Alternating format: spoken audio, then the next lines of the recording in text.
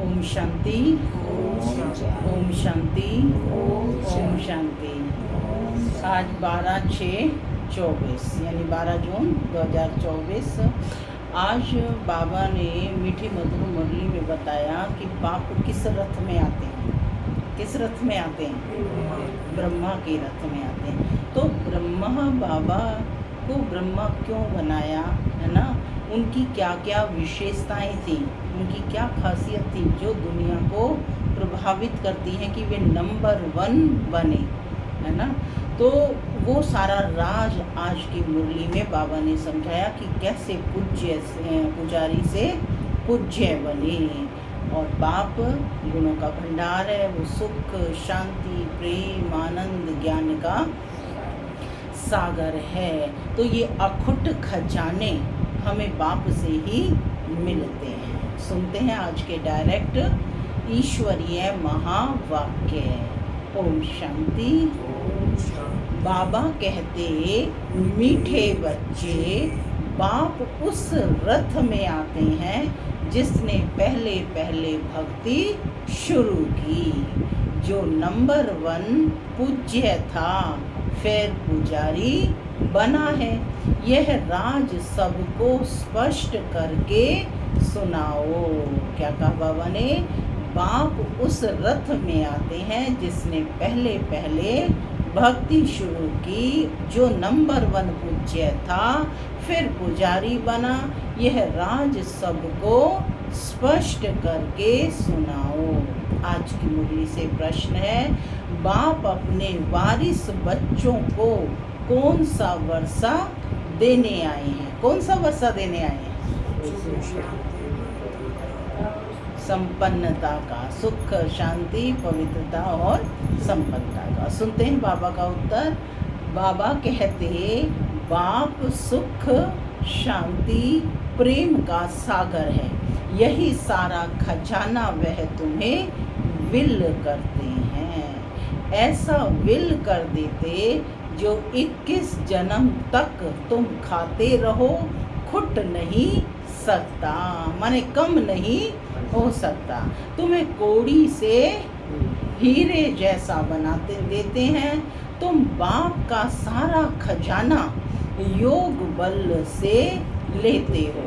योग के बिना बाबा कहते खजाना नहीं मिल सकता। ओम शांति।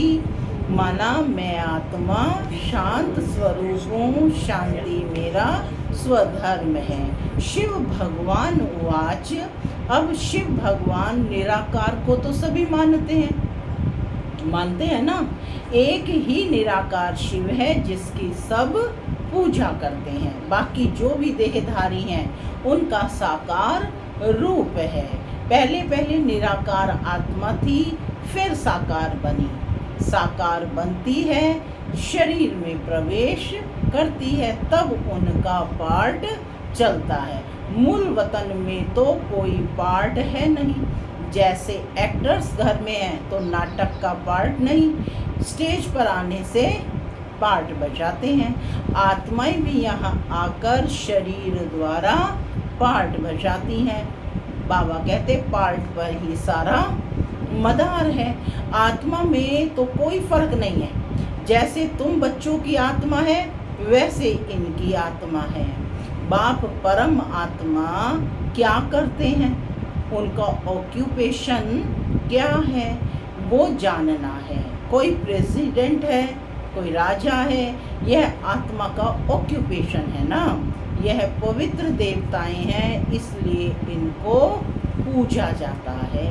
अभी तुम बच्चे समझते हो, यह पढ़ाई पढ़कर लक्ष्मी नारायण विश्व के मालिक बने हैं। किसने बनाया? शिव बाबा ने, परमात्मा ने। तुम आत्माएं भी पढ़ाती हो। बड़ाई यह है जो बाप आकर तुम बच्चों को पढ़ाते हैं। बड़ाई की बात क्या है कि स्वयं भगवान आकर के तुम बच्चों को पढ़ाते हैं। तो कितने भाग्यशाली आत्मा हो। और राजयोग भी सिखलाते हैं। कितना सहज है। इसको कहा जाता है राजयोग। बाप को याद करने से हम सतो प्रधान बन जाते हैं। बाप तो है ही सतो प्रधान। उनकी कितनी महिमा गाते हैं, भक्ति मार्ग में कितना फल दूध आदि चढ़ाते हैं, लेकिन बाबा कहते समझ कुछ नहीं। देवताओं को पूजते हैं, शिव पर दूध फल फूल आदि चढ़ाते हैं, पता कुछ नहीं। देवताओं ने राज्य किया, अच्छा शिव पर क्यों चढ़ाते हैं? पूछ रहे हैं बाबा, उसने क्या कर्तव्य किया जो इतना पूजते हो? पूछ रहे हैं। देवताओं का तो फिर भी मालूम है कि वह स्वर्ग के मालिक हैं, तो लेकिन बाप ने क्या कर्तव्य किया, शिव ने क्या कर्तव्य किया जो उनको इतना पूजते हैं? उन्हों को किसने बनाया यह भी पता नहीं। पूजा भी करते हैं शिव की, परंतु ख्याल में नहीं आता कि यह भगवान है, भगवान ने इन्हों को ऐसा बनाया है। कितनी भक्ति करते हैं, है सब अनजान। तुमने भी शिव की पूजा की होगी, सबने शिव की पूजा की है ना। अभी तुम समझते हो कि आगे कुछ भी नहीं जानते थे। उनका ऑक्यूपेशन क्या है, क्या सुख देते हैं, कुछ भी पता नहीं था। क्या यह देवताएं सुख देते हैं? विचारणीय प्रश्न है ना, पूछ रहे हैं बाबा। बल राजा रानी प्रजा को सुख देते हैं, परंतु उनको तो शिव बाबा ने ऐसा बनाया है ना, बलिहारी उनकी है।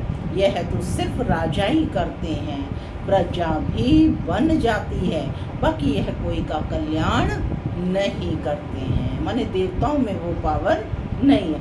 अगर करते भी हैं तो अल्पकाल के लिए, माने उनके प्रति भावना रखते हैं तो कितना अल्पकाल के लिए। अभी तुम बच्चों को बाप बैठ पढ़ाते हैं, उनको कहा जाता है कल्याणकारी। क्या कहा जाता है बाप को? कल्याणकारी। माने शिव कहते हैं ना, शिव माना कल्याणकारी। बाप अपना परिचय देते हैं, मेरे लिंग की तुम पूजा करते थे। शिवलिंग है ना, शिव का लिंग, लिंग माना पहचान। तो कहते मेरे लिंग की तुम पूजा करते थे, उनको परम आत्मा कहते थे। परम आत्मा से परमात्मा हो जाता है, माने दोनों को जोड़ो तो परमात्मा हो जाता है। परंतु यह नहीं जानते कि वह यह क्या करते हैं। बस सिर्फ कह देंगे कि वह सर्वव्यापी है, नाम रूप से न्यारा है। फिर उस पर दूध आदि चढ़ाना बाबा कहते शोभता नहीं है। आकार है तब तो उस पर चढ़ाते हैं ना, माने उसका एक आकार बनाया हुआ है तब तो उस पर चढ़ाते हैं ना। उनको निराकार तो कह नहीं सकते। तुमसे मनुष्य आर्ग्यू बहुत करते हैं, बाबा के आगे भी आकर आर्ग्यू ही करेंगे, फालतू माथा खपाएंगे, फायदा कुछ भी नहीं। यह समझाना तो बहुत तुम बच्चों का काम है। तुम बच्चे जानते हो बाबा ने हमको कितना ऊंच बनाया है। यह पढ़ाई है, बाप टीचर बन पढ़ाते हैं। तुम मनुष्य से देवता बनने के लिए पढ़ रही हो। देख रहे हैं बाबा का एक एक बच्चा कैसा नूरे रत्न है ना, सारा विश्व देख रहा है। तो बाबा ने पढ़ा करके उनको कैसा बनाया है। देवी देवता हैं सतयुग में, कलयुग में होते नहीं। राम राज्य ही नहीं जो पवित्र रह सके। देवी देवता थे फिर वाम मार्ग में चले जाते हैं, बाकी जैसे चित्र दिखाए हैं ऐसे नहीं। जगन्नाथ के मंदिर में तुम देखेंगे काले चित्र हैं। बाप कहते हैं माया जीते जगत जीत बनो। क्या कहावत है? माया जीते जगत जीत बनो। तो उन्होंने फिर जगत नाथ नाम रख दिया। ऊपर में सब गंदे चित्र दिखाए हैं। देवताएं वाम मार्ग में गए तो काले बन पड़े, उनकी भी पूजा करते रहते हैं। मनुष्यों को तो कुछ पता नहीं है कि कब हम पूज्य थे। 84 जन्मों का हिसाब किसकी भी बुद्धि में नहीं है। पहले पूज्य सतो प्रधान, फिर 84 जन्म लेते लेते तमो प्रधान पुजारी बन पड़ते हैं। रघुनाथ मंदिर में काला चित्र दिखाते हैं, अर्थ तो उनका कुछ भी समझते नहीं। माने काले चित्र क्यों बनाए गए इसका अर्थ किसी को भी पता नहीं। अभी तुम बच्चों को बाप बैठ समझाते हैं। ज्ञान चिता पर बैठे गोरे बनते हो और काम चिता पर बैठ काले बन पड़ते हो। देवताएं वाम मार्ग में जाकर विकारी बन पड़े, फिर उनका नाम देवता तो रख नहीं सकते। वाम मार्ग में जाने से काले बन पड़े हो, माने देह अभिमान में आने पर काले बन पड़े, यह निशानी दिखाई है। तुम जानते हो कि शिव बाबा तो काला बनता ही नहीं। शिव बाबा तो काला बनता ही नहीं, वो तो एवर पावन है, एवर प्योर है। वह तो हीरा है जो तुमको भी हीरे जैसा बनाते हैं। वह तो कभी काला बनते नहीं, उनको फिर काला क्यों बना दिया? शिवलिंग को भी काला बना दिया है ना। मैं तो आता ही हूँ सबको गोरा बनाने, मैं तो सदैव गोरा हूँ। मनुष्यों की ऐसी बुद्धि बन पड़ी है जो कुछ भी समझते नहीं है। शिव बाबा तो है ही सबको हीरा बनाने वाला। मैं तो एवर गोरा मुसाफिर हूँ। मैंने क्या किया जो मुझे काला बनाया है? अब तुमको भी गोरा बनना है ऊंच पद पाने के लिए। ऊंच पद कैसे पाना है वह तो बाप ने समझाया है। कैसे पाना है ऊंच पद? वह बाप ने समझाया है। किस बाप ने? शिव बाबा ने समझाया है। क्या समझाया? Follow father. फॉलो फादर किसको? अनुकरण करो ब्रह्मा बाप को। जैसे इसने यानी बाबा ने सब कुछ बाप के हवाले कर दिया। सब कुछ में तन मन धन, सब कुछ का मतलब सब कुछ। फादर को देखो कैसे सब कुछ दे दिया। भल साधारण थे, ना बहुत गरीब ना बहुत साहूकार थे। बाबा अभी भी कहते हैं तुम्हारा खान पान बीच का साधारण होना चाहिए। खान पान कैसा होना चाहिए? साधारण, है ना। तो बाबा कहते हैं कि ना बहुत ऊंच, साधारण से मतलब ना बहुत ऊंच ना बहुत कम, कि ये भी ना हो कि भाई इनको दाल रोटी भी नहीं मिलती है, और ये भी ना हो कि ये तो पकवान ही पकवान खा रहे हैं, वाह क्या भोजन है, ऐसा भी मुखों से ना निकले।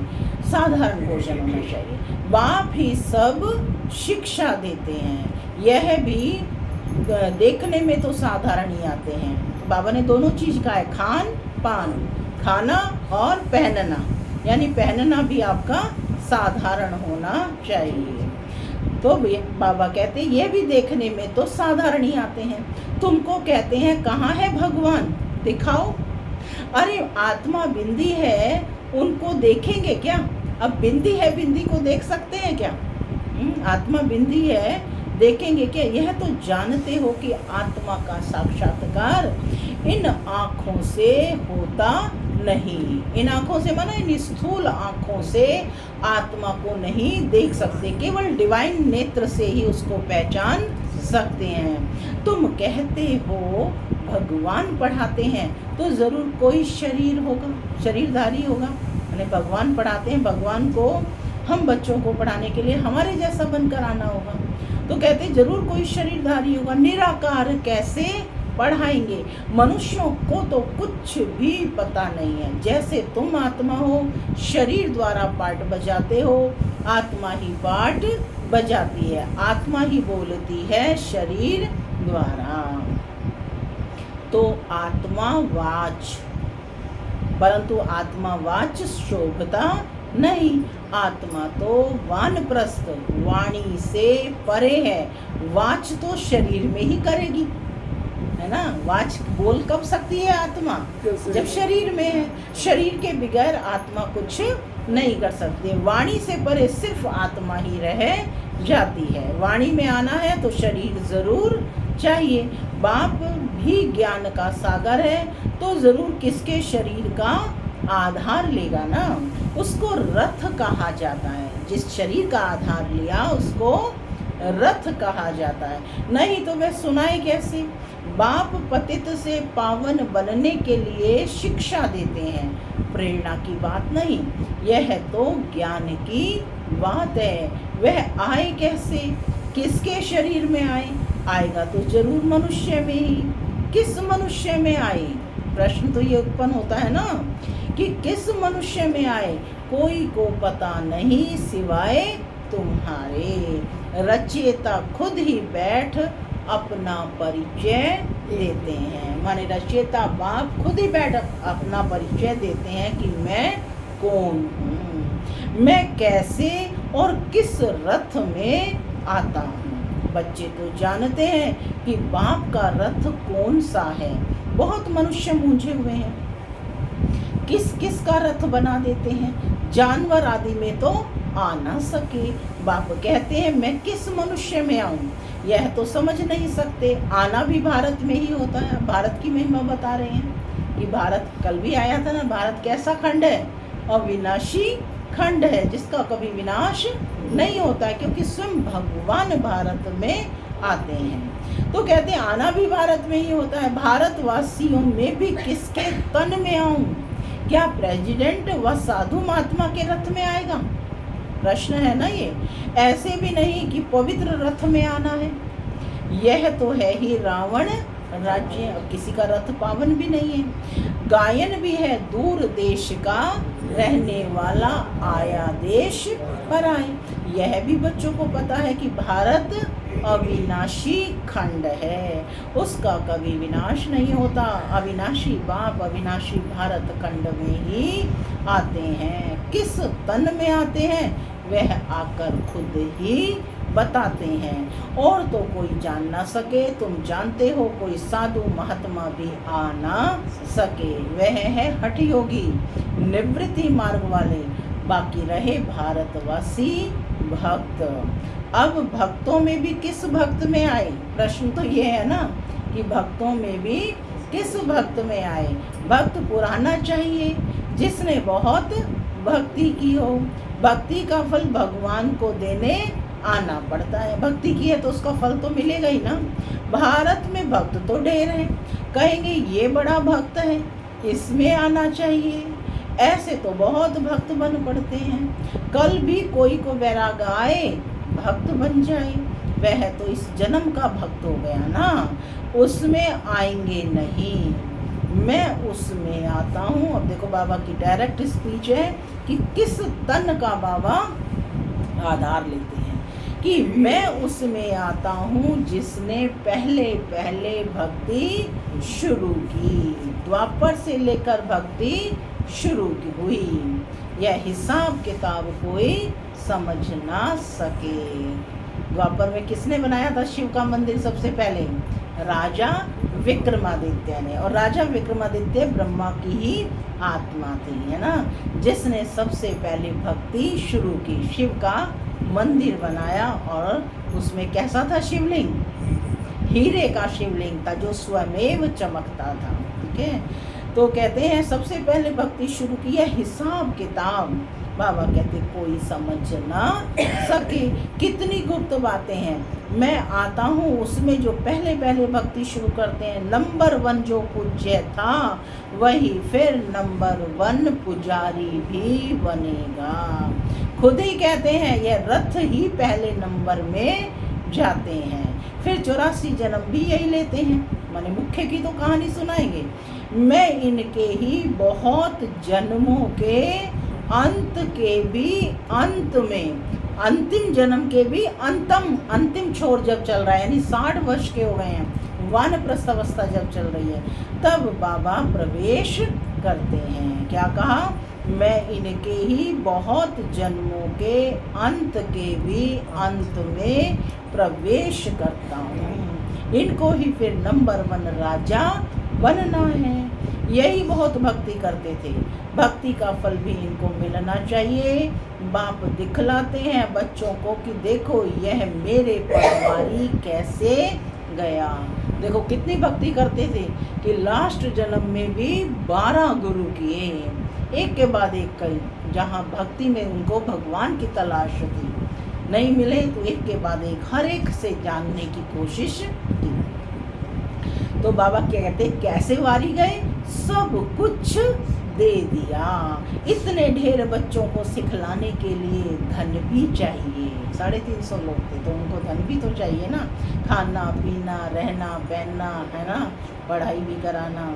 ईश्वर का यज्ञ रचा हुआ है, खुदा इसमें बैठ रुद्र ज्ञान यज्ञ रचते हैं, इसको पढ़ाई भी कहा जाता है। रुद्र शिव बाबा जो ज्ञान का सागर है, उसने ये यज्ञ रचा ज्ञान देने के लिए।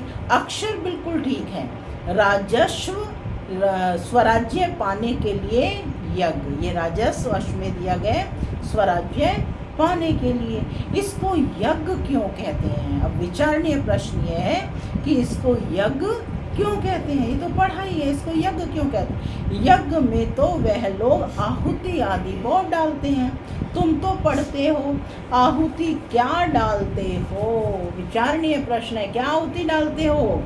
तुम जानते हो कि हम पढ़कर होशियार हो जाएंगे, फिर यह सारी दुनिया इसमें स्वाहा हो जाएगी। गुणाहुति होती है ना, स्वाहा हो जाएगी सारी दुनिया। यज्ञ में पिछाड़ी के टाइम जो भी सामग्री है सब डाल देते हैं। तुम बच्चे अब जानते हो, हमको बाप पढ़ा रहे हैं। बाप है तो बहुत साधारण, मनुष्य क्या जाने, उन बड़े बड़े आदमियों की तो बहुत बड़ी महिमा होती है। बाप तो बहुत साधारण सिंपल बैठा है, मनुष्यों को कैसे पता पड़े? यह दादा तो जोहरी था, शक्ति तो कोई देखने में नहीं आती। हीरे जवाहरातों के व्यापारी थे ना, जोहरी थे, तो शक्ति तो इनमें कोई देखने की नहीं आती है। सिर्फ इतना कह देते, इसमें कुछ शक्ति है। लोग क्या कहते थे कि जरूर इन बाबा में कोई शक्ति है, बस ये नहीं समझते थे कि इसमें सर्वशक्तिमान बाप है। ये तो कहते थे कि इसमें जरूर कोई शक्ति है, लेकिन इसमें सर्वशक्तिमान बाप आया है ये नहीं कहते थे। इसमें शक्ति है, वह शक्ति भी आई कहाँ से? बाप ने इनमें प्रवेश किया है ना। जो उनका खजाना है वह ऐसे थोड़े ही दे देते हैं, तुम योग बल से लेते हो, वह तो सर्वशक्तिमान है ही, उनकी शक्ति कहाँ चली नहीं जाती। परमात्मा को सर्वशक्तिमान क्यों कहा जाता है यह भी कोई नहीं जानते। बाप आकर सब बातें समझाते हैं। बाप कहते हैं मैं जिसमें प्रवेश करता हूँ इसमें तो पूरी जंग चढ़ी हुई है थी।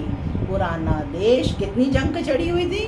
पुराना देश, पुराना शरीर, उसके बहुत जन्मों के अंत में आता हूँ, माने 84वें जन्म में आता हूँ। कट तो चढ़ी हुई है, वह कोई उतार ना सके। कट उतारने वाला एक ही सतगुरु है, वह एवर प्योर है। अब सतगुरु की क्या महिमा है? वह एवर प्योर है, ये तुम समझते हो। ये सब बुद्धि में बिठाने के लिए टाइम चाहिए, माने ये सब ज्ञान की बातें बुद्धि में बिठाने के लिए समय चाहिए, टाइम चाहिए। बच्चों को, तुम बच्चों को बाप सब विल कर देते हैं। बाप ज्ञान का सागर, शांति का सागर, सारा विल कर देते हैं बच्चों को। आते भी पुरानी दुनिया में हैं, प्रवेश भी उसमें करते हैं। जो हीरे जैसा था फिर कोड़ी जैसा बना।